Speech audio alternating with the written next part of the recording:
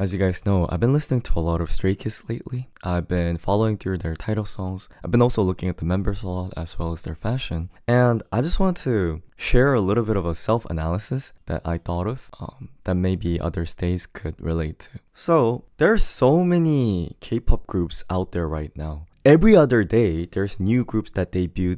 They come and go. And I just wanted to talk about why I think Stray Kids is so popular, as well as I think the why they're popular is directly connected to why they're different. What makes them different from the other group is the reason why they're currently at the position they're in right now. So I think before we get into Stray Kids specifically, I believe in idol, there is 3 tiers. This is not me trying to put down other groups, but I genuinely think there's A tier, B tier, and C tier in terms of idol. What I mean by the tier is not simply how popular they are or not simply how good looking they are. It's more divided by what they strive for. What I mean by that is A tier is the groups who open up the way. They kind of lead the trend. They do things that other people haven't done, and they lead and they make the new syndrome and they break open to the new markets, new countries. That's what I think A tier idols do. And then B tier, they have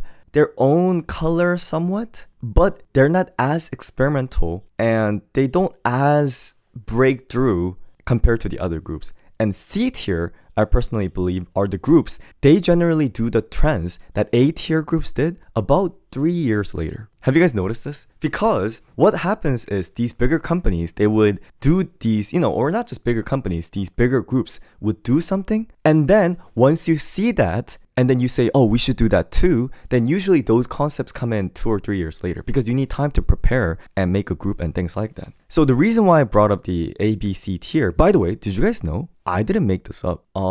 So I don't know if you guys know, I am a musician and I have a lot of other friends who work in the K-pop field as a producer as well as arranger, whatever. I know a bunch of people who work there. And the term that I'm using right now, the A tier, B tier, C tier, is kind of an industry term. It also ties into the pay with the arrangers as well as the producers. And I'm just kind of describing within those A, B, C categories what they're striving for. Does that kind of make sense? So anyway, and going back to Stray Kids, without doubt, what tier, what classification of idol do you think Stray Kids would belong in? By the way, I'm not even making this up. They are defined as A tier idol, if that makes sense. Oh, well, if there's S tier, then they will be S tier. But the term that they use is ABC, if that makes sense. So I'm not just randomly tier listing them, if that makes sense.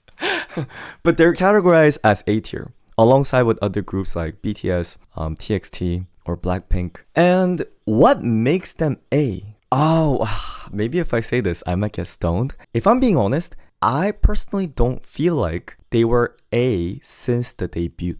Does that make sense? In my opinion, I'm not saying Elevator or their initial debut songs were bad, but in the beginning, I would say they were classified under B category. By the way, guys, some people are saying they're S. Guys, I keep saying the S tier and A tier, that's not something I make. There's an ABC within the industry. But anyway, the reason why I say that is because I don't really feel that earlier Stray Kids songs, to me, they're good, but it was kind of a growing step, if that makes sense. The members were practicing together. I saw, before I do this, I did a little bit of research. I looked up some of their interviews that they did with, was it Vogue or Teen Vogue, as well as Times. The 3 Rochas did a lot of the interviews. I think it's because they also do a lot of the production making. They have a lot of good interviews. Anyway, I think I also saw Seungmin talk about this. They said in the beginning, they struggled a little bit to find their direction and color. And you could really feel it. It's not that the beginning music is bad, but you could kind of see that they were sort of playing around. And then I always say around God's Menu, I say, oh, this is where they kind of found their color. And I saw an interview about God's Menu. And I forgot who it was. I think it was Bangchan. Someone said, initially, did you know God's Menu was not the title song? I was so shocked by this. So they were preparing the album and JYP had different title song in mind, but the members said this song feels most Stray Kids, so we should make this a title. And they actually changed the B-side song into a title song. I was thinking, wow, JYP should really thank these members. And here's the thing. I also think not only is JYP respected for being able to do that, but also I think Oh no, I mean like Stray Kids, but I think it's good that Stray Kids is under JYP who's able to listen to the members. Because I feel like there's a lot of companies out there where even though the members feel a certain way, the company doesn't listen to them. Do you guys agree? I feel like the reason why Stray Kids was able to be different and go in their direction, find their color, is because the company actually listened. Obviously, I don't think all the stays would be happy at everything that JYP do, but I think that one thing I could say for sure is I could feel that JYP really trusts their artists for musical direction. Another group in JYP that I really feel this is Day6. I don't know if you guys are familiar with Day6. Have you heard other Day6 music? JYP did the similar thing where JYP trusts Day6 members for their music making, and that's why, the pattern with these groups, whether Day6 or whether with Stray Kids, is that in the beginning, they're not as publicly popular. Now Day6 is literally the most popular band in Korea. When they debuted, did you know they were kind of a 누구 group?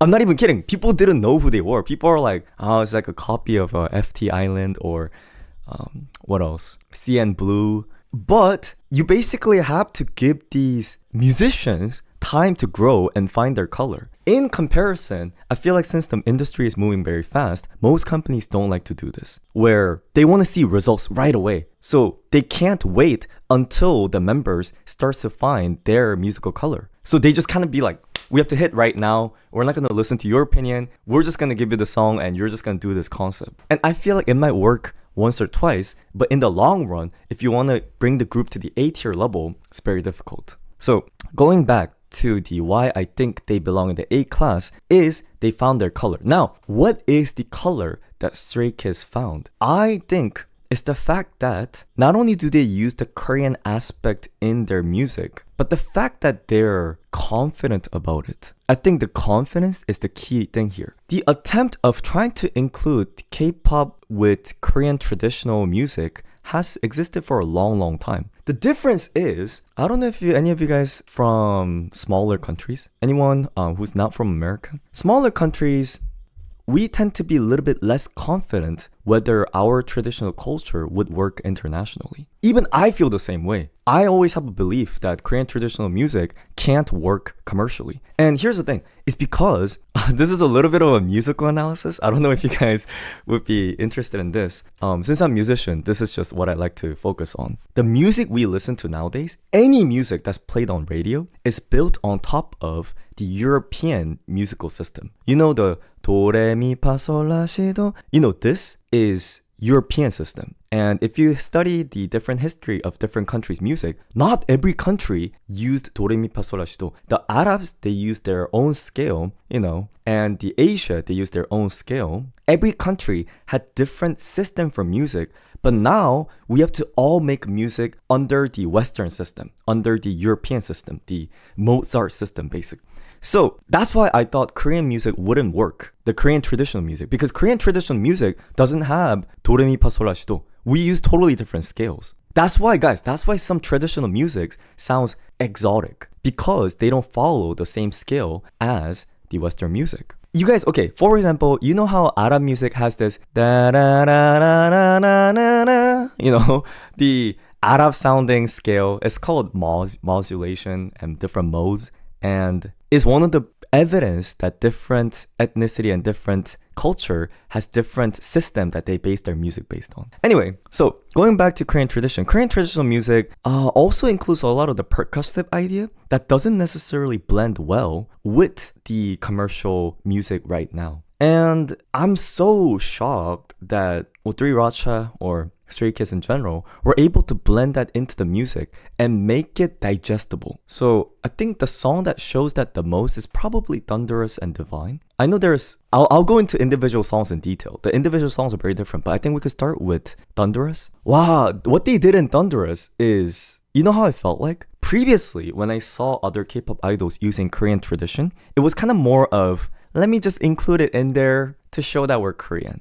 But the way Stray Kids did it was, that's the whole base. Do you know what I mean? It's not like a truffle oil 1% included of Korean tradition. It's 90% Korean tradition. The music video is Korean tradition. The music itself is Korean tradition. So I felt, how could they be so aggressive with Korean culture? when I and a lot of people thought this wouldn't work musically. But they did it. I think another thing that they did is, you know how they connected it with hip hop?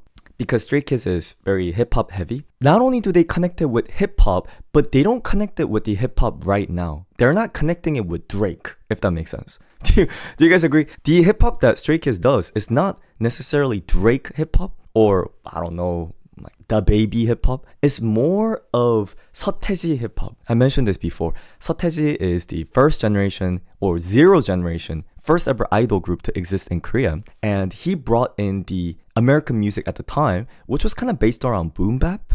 So you know how there's different genres of hip hop? There's drill, there's boom bap, there's trap, all that kind of different genre. I think Stray Kids, they oftentimes take the boom bap idea. And what I thought was interesting is, ironically, the boom bap sound, you know, boom bap has a strong kick and snare, tung, ta. That matches well with the Korean traditional sounds of Korean instruments of puk and the Korean drum as well as Korean percussive instrument. I thought, wow, this is like a kimchi truffle pasta, but made well. You know, guys, I swear, this is really made well. It's a really good fusion food that they were able to make. And musically, I think they made very impossible into possible. Visually, you know the Korean traditional clothes, hanbok and things like that? I think that has always been cool. It's just that we didn't realize it. I personally think, maybe because I'm Korean, maybe I'm a little bit more patriotic, but Korean traditional clothes I think look very nice. If I show you just a little bit, it's called hanbok, and the coloring, oh sorry, I'm not showing the screen. The coloring as well as the clothes texture, very, very trendy. So when they pull it off, it doesn't even feel like they're forcing tradition. It just feels like they're wearing a cool clothes. Does that kind of make sense? So this, I think, is sort of a thank you to the ancestor for already coming up with good fashion sense. Can I be honest? You know how Korean guys dress well? You know how Korean people dress well? Maybe it's in the blood. We always dressed well ever since 100, 200 years ago. That's why even if we bring back the trends that existed 1,000 years ago, it still looks good. So I personally feel like this is something to be proud, not only as a stay, but also as a K-pop fan in general. I personally think other groups should incorporate this a little bit more. Talking about other groups, can you guys think of other groups that incorporated the Korean tradition in the music or in the outfit? I could think of one immediately. Literally, BTS. Literally, BTS. And I'm not even talking about the Arirang album. I'm talking about back in their idol or back in their 화양연화, when they did a lot of the Korean tradition-based songs. And I know other groups also did this as well. And I think that's why BTS is also classified A. The old BTS used to incorporate a lot of Korean traditional sound as well as texture. And why do some companies not understand that what is more domestic, what is more Korean is ultimately more global? I feel like if you aim for global, you can't break that barrier. You can't bring the sensation if you copy the global trend by bringing in what is in the country to outside of the country. I think that's how you make it global. But at the same time, companies and the investors generally want safe things to happen. And that's why I think not a lot of the groups are able to do this. Did you know one of the reasons why Stray Kids is able to do these concepts that they want is because they're doing well? What I mean by that is there's a lot of people who have their stocks and investment into JYP. For them, Stray Kids is the term is cash cow. I don't know if you guys are familiar with this term. Maybe you might not like this, especially as a fan, but they're defined as cash cow of the company. Cash cow means they're the ones who are bringing in the money into the company. In JYP, guys, think about it. There's Twice, okay, and but Twice is kind of not as big as they were. They still are big, and then Stray Kids, and where's GOT7? Oh, GOT7 is no longer in JYP. ITZY's little. So the biggest cash cow in JYP right now is Stray Kids. So if members say we want to do this song, the investors, what are they gonna do about it? They're gonna say yes, sir. You know. If Stray Kids weren't doing as well, then they wouldn't have much say. But because they're doing so well that they're able to express their opinion over the investors. I think this phenomenon is very good. Because at the end of the day, here's the thing. At the end of the day, even though it's music world and it's art world, a lot of the decisions are made by money. And I'm very glad because they have the upper hand in the money, they're able to truly express the musical direction. So diving into another Stray Kids songs, you know La La La? You guys are aware the Korean title for La La La is Lak, right? Lak. This isn't necessarily just limited to Korea. This is more of an East Asian concept. Lak is traditional Chinese character. Well, back in the days, Korea, China, Japan, we all used traditional Chinese character for language. And Lak represent joy, music, excitement. But it's just beyond that. If you are familiar with the idea of Buddhism or Confucius, actually it's more closer to Buddhism. We believe that in Buddhism, you're able to eventually reach nirvana and go to Geunlak. Geunlak, the word lak is in Geunlak. So it's kind of how to describe it? A soul that exists in East Asian people, if that makes sense. So on the surface, it just kind of looks like la la la, but it captures the Buddhism idea that existed in East Asia for a long time. And another song that I think, it's probably Divine, right? I've also explained Divine as well. Divine's Korean title is 신선 노름. 신선 노름 is 신선. This is another concept that's really hard to explain in the Western term. Imagine it like angels, but it's not angels. 신선s are people who are reached the nirvana. They're like angels, but old grandpa. Sorry, it's very difficult to explain some of these concepts because it doesn't exist in Western world. They're very, very old grandpas who have known everything about the world and they're just relaxing and enjoying life. Divine beings? Yeah, but that term is very vague. Okay. Visual showing might be better. 신선 is this. They're people who don't age anymore and don't die. And they look like grandpas, basically look like Santa Claus. And they just kind of enjoy life. 신선 노름 is these divine people being able to enjoy their life. Basically, it's the opposite concept of very trying hard and very anxious. You're letting go of all of that. Have you guys ever heard in the Buddhism world where what you need to do is let go? You need to let go of desire. You need to let go of your anxieties. When you let go of everything and then you just become a divine being and then you just enjoy. You're letting go. I saw someone who interpreted the word 신선 as fresh, but it's a different word. The word 신, I believe here, is God. Oh, is it? Oh, it is. Oh, I thought I was wrong for a second. Actually, you know what? I believe this 신 is same as God's menu's 신. Oh, do you see? It's 신 menu, God's menu. This 신, God right here, is same as 신선's 신. It's same 신. It's not the same shin from 신라면. That shin is spicy shin.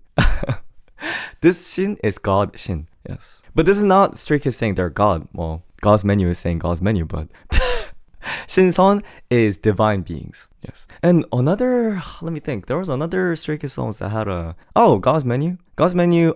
Here's the thing. It also shows in their lyrics. They use Korean lyrics very explicitly. I think one that showed well is S-Class. S-Class.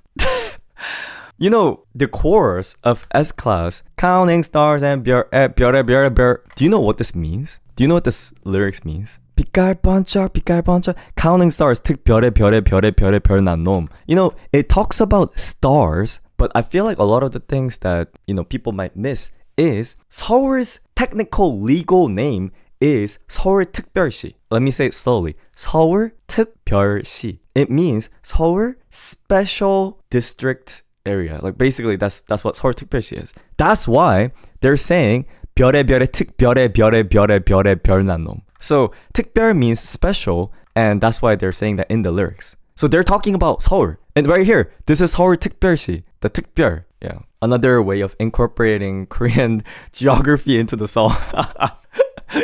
But anyway, so going back to the beginning, that's the reason why I think Stray Kids is different, and I think that's why they are in the A class right now. Maniac? Let me see. What part of Maniac? I think for Maniac, it was more of the visual concept, right? And the dances. Yes. Just remember, people don't speak Korean. Okay, I'll try to explain if there's anything, but yeah. So that's what I kind of thought. I'm sorry. I feel like my explanation was a little bit weak. I should have done a little bit more of a research. You understood it? All right. Well, any other question? Yo, those guys you talked about are called enlightened. Ah. Well, the thing is, there's a lot of Western term vocabulary describing them, but there's no identical one-to-one match. That's why I'm kind of struggling to pick the right word. Like Buddha. Here's the thing. Shinson and Buddha is like a different concept. That's why I feel like if you use the same term enlightened or nirvana, it's slightly on a different page. So they're not all, they're from very different, some of them just exist for a long time in the tradition. Like Buddhism didn't always exist. The other Togyo Sasang, yeah. Anyway. All right.